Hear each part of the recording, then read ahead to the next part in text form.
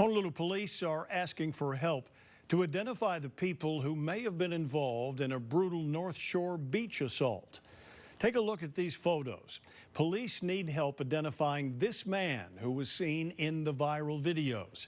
If you recognize him or have any information that can help the investigation, call 911. Meanwhile, 5 arrests have been made so far, but as Nathan Shinagawa reports, we may never know what happens to these suspects. Multiple arrests have been made in the North Shore assault case. In multiple viral videos across social media, a group of around 20 people can be seen attacking a 15-year-old boy and an adult lifeguard.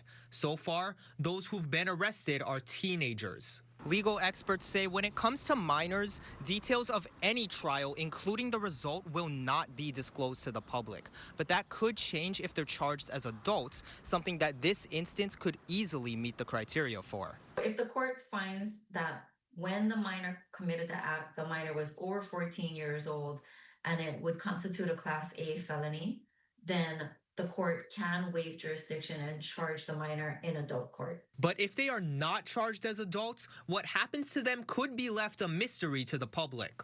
If that petition is denied, then the case remains in juvenile court and nobody can follow the process. We won't even know the outcome of it. The only exception would be if there's a stay-away order.